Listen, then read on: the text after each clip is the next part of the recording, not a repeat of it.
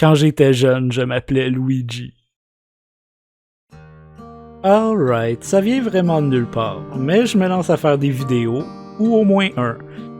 C'est de quoi que j'avais envie de faire depuis très longtemps, mais je sens que c'est enfin rendu le moment. Je me présente Laurent des Hôtels Séguin, je vais faire les vidéos sous le pseudonyme de Lorraine TDS. Ça, c'est parce qu'il y a belle urètre dans les jeux en ligne. J'utilisais souvent le nom Laurent DS pour le stuff internet, certains usernames dans les jeux. C'est aussi le nom que j'utilise quand je fais de la musique.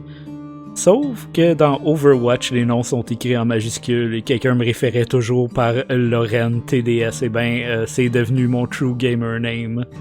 Dans ma vie à date, j'ai fait des études en piano classique et en musicologie, mais j'ai aussi fait des choses importantes telles que cueillir des framboises en étant un jeune garçon, collecter à la sueur de mon front un crate complet en une bonne demi-journée pour avoir un beau 8$. Puis le monsieur il est comme « My sweet summer child », puis là il tasse légèrement de sa main un plant de framboisier, un geste si simple mais efficace, révélant des centaines de belles framboises, parfaites, rouges, mûres, sucrées, divines.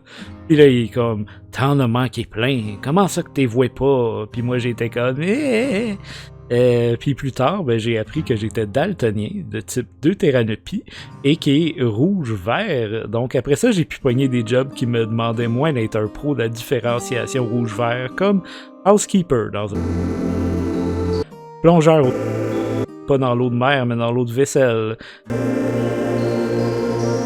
Et dernièrement, mais non le moindre, je payais à des jouets à des jeux vidéo. Je suis pas là pour parler de la job de testeur de jeu, mais sachez que c'est une vraie job, puis une job, ça soque! Même les bestes! Bon, beaucoup plus le fun que les jobs. Je fais de la musique, disons, atmosphérique. Ça veut principalement dire que je fais de la musique électronique, pas de drum. Ça fait mon affaire, parce que j'ai jamais encore appris à m'en servir. Un jour, c'est sûr, je vais le faire, ça sera hot. Mais pour l'instant, j'en ai juste pas besoin. Je fais activement du jeu de rôle où je suis Game Master, je crée le lore de tous mes settings, alors beaucoup de mon énergie créatrice va là-dedans. Et aussi, je fais des fanfics qui sont pas mal toujours entre le shitpost et le conte philosophique, de quoi d'un peu niaiseux, mais d'extrêmement sincère. Bon, je dis tout ça et ça me fait penser à ma prof de piano de cégep qui me dit « Laurent, tu es quelqu'un de très curieux, qui veut tout connaître, tout faire, tu t'intéresses à tout. » Mais fais attention pour pas t'éparpiller. Essentiellement, elle est en train de dire que j'étais un Red Mage, la classe de Final Fantasy qui fait pas mal tout, mais qui excelle dans rien. Et qui porte mieux le look de Red Mage dans tous les Final Fantasy, nul autre que Jack, le protagoniste de Stranger of Paradise Final Fantasy Origin, ou peut-être aussi Neon, mais guess what, elle aussi est un personnage de Stranger of Paradise. Sur cette transition de qualité, c'est le temps de parler de Stranger of Paradise, c'est le temps de parler de Jack, c'est le temps de parler de Chaos, c'est le temps d'ajouter une shitty corde à mon arc de Red Mage, et c'est le temps de donner un gros fist bump à Jack Chaos, le seul de vrai MF.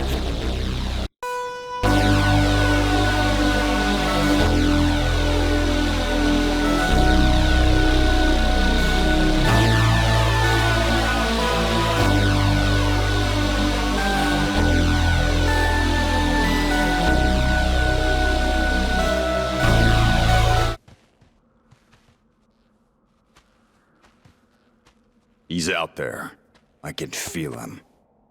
Révélé en juin 2021 et sorti en mars 2022, Stranger of Paradise Final Fantasy Origin est certainement un jeu pas comme les autres. Quand ça a été révélé, beaucoup de gens trouvaient que ça avait l'air d'un shitty jeu de PS3 avec des personnages très blandes. Puis les quelques entrevues qu'on avait le droit étaient comme Nomura, le designer de beaucoup de jeux de FF et grand responsable des Kingdom Hearts, disait genre Stranger of Paradise is the story of an angry man. Disons que ça attirait pas beaucoup confiance. Et là, donc trailer arrive. On a droit à du fucking Frank Sinatra, et c'est là qu'on commence à voir l'obsession de Jack envers une chose bien simple. Chaos. Chaos. Chaos dead. Does that answer your question? Very well. En juger par les trailers, on dirait que Jack va dire une chose de tout le jeu pis c'est Chaos. Et l'affaire c'est que c'est vrai, mais ça a généré un genre de weird hype pour le jeu. Il y avait beaucoup de personnes qui étaient très attirées par les vibes so bad it's good qui émanaient du jeu. Tout était là pour ça. Ça avait l'air d'être un jeu de PS3, ça avait l'air ridicule, les lines avaient l'air décousues, pis tout.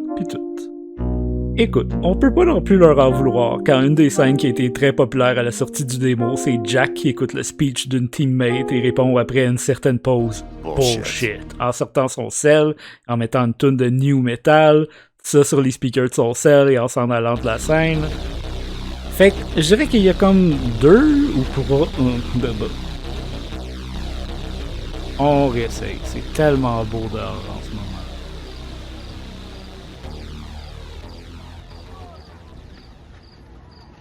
Recording, 3, 2, 1, boop! Fait que je dirais qu'il y a 2 ou plutôt 3 types de personnes par rapport à ce jeu-là.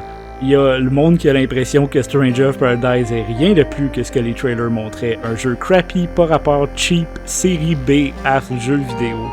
T'as le monde qui a aucune idée que ce jeu-là existe et qui vit dans le calme absolu.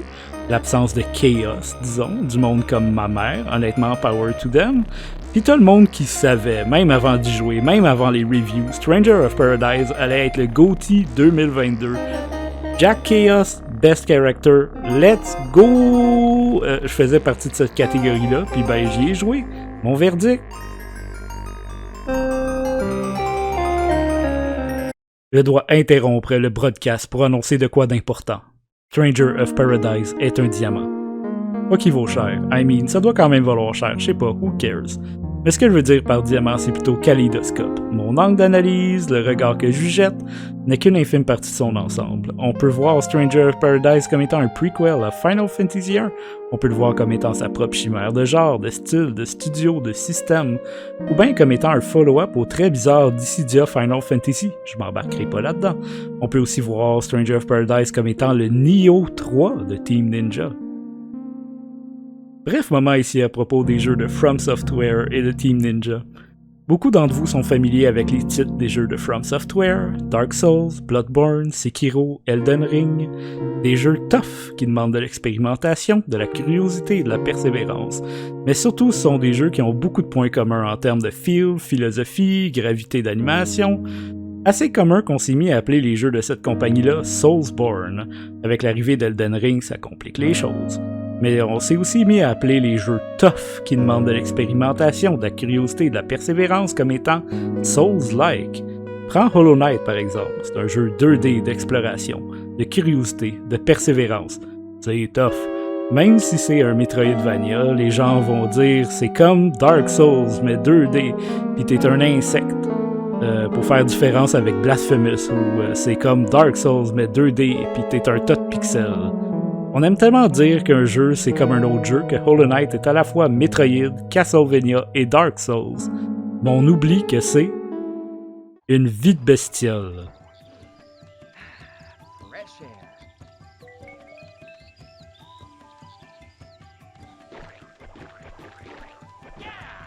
Anyway, Team Ninja, tu sais, c'est la compagnie qui a fait les jeux de combat Dead or Alive, les jeux de volleyball Dead or Alive Extreme Volleyball et les jeux de Ninja Gaiden.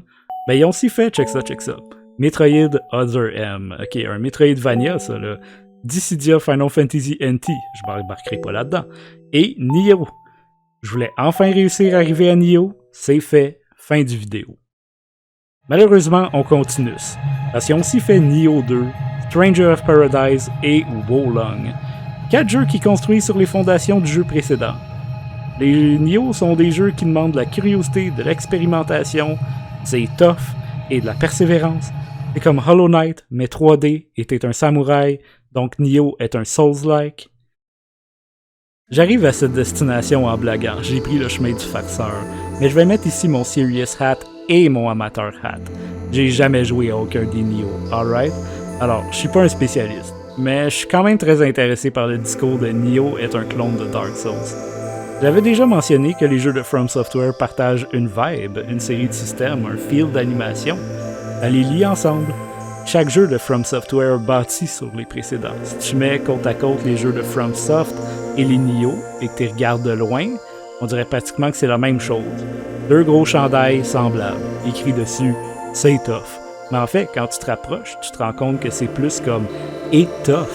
Tu te mets à voir l'étoffe des 2 séries et elles ne sont pas pareilles. Dark Souls a du Kingsfield, de multiples réitérations et peaufinements de ses idées. Il y a du D&D, du Wizardry.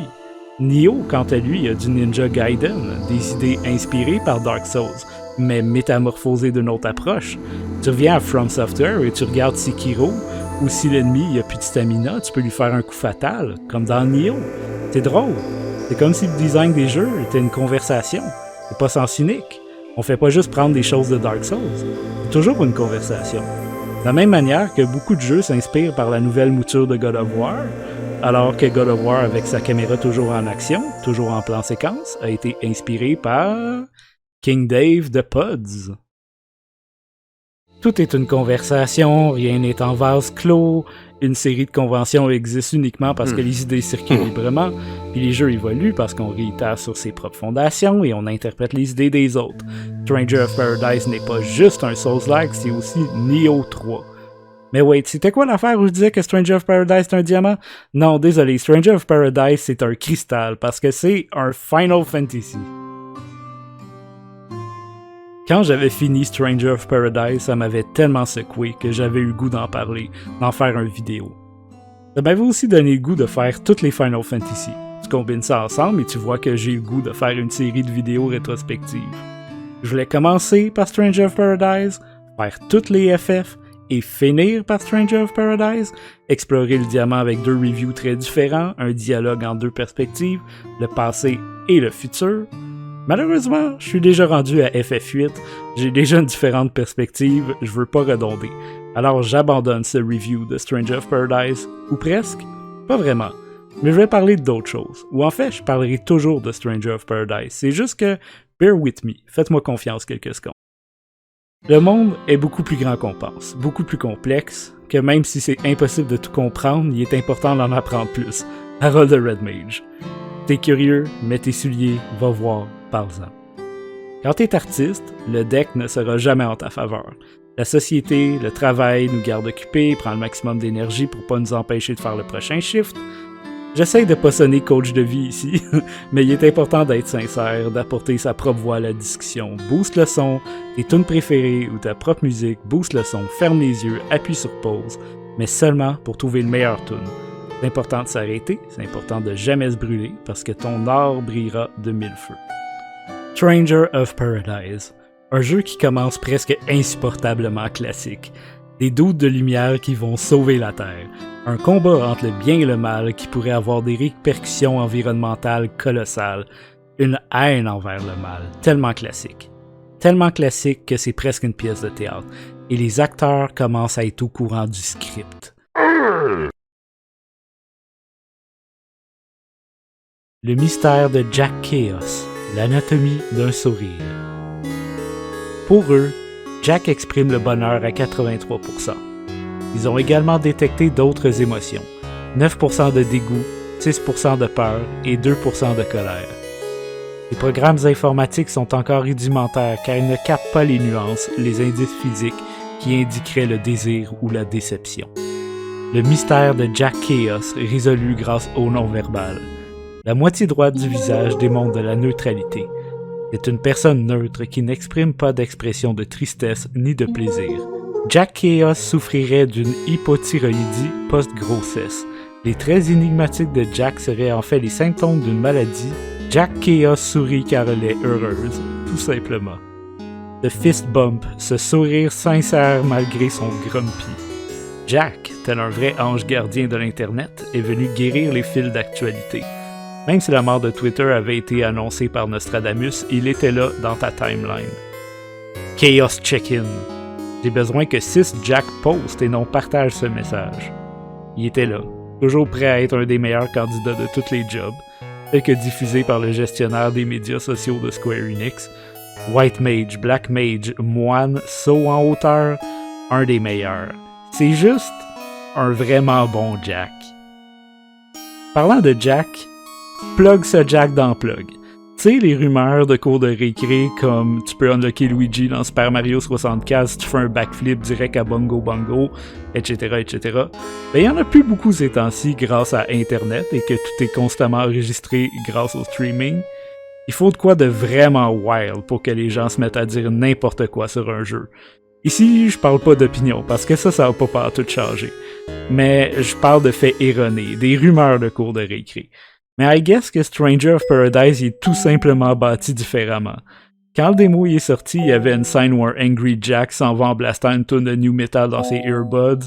Le monde pensait que c'était du Limp Bizkit. Non, en fait, c'est une tune originale. C'est le même phénomène avec FF10 où le monde pensait que Another World, une des tunes d'intro, était de Rammstein. Mais en 2001, ça avait plus d'allure que le monde dise n'importe quoi. 21 ans plus tard, par contre, on dirait que le monde connaît pas full Limp Bizkit ou check pas VGMDB, mais anyway, cours de récré, Stranger of Paradise, ballon poire, c'est tout ce que j'ai à dire. On rewind et on fast forward. On fast backward? On va revenir à Stranger of Paradise beaucoup plus tard. Pour l'instant, je dois finir toutes les Final Fantasy. J'avais mentionné que je voulais faire un dialogue entre le passé et le futur, mais au lieu de parler de Jack au passé et au futur, je jackais. Je chaoserai. Je parlerai des FF au travers leurs différentes versions. Pour les vieux Final Fantasy, au moins la version NES et la version Pixel Remaster, mais il est fort probable que je m'intéresse aux autres versions sorties entre. Je suis prêt à laisser Stranger of Paradise de côté. Je veux mieux le comprendre, et je sais que Jack sera prêt pour moi à mon retour. Il aura le temps d'aller au Halloween Depot pour décorer son lair. Il achètera plein de géants squelettes de 12 pieds. Il aura le temps de trouver la meilleure toune de combat pour le rematch. Quand je serai prêt, j'ouvrirai les portes Aragorn style. Il éteindra les bougies Aragorn style. Et dans l'obscurité totale, nous nous donnerons le fist bump.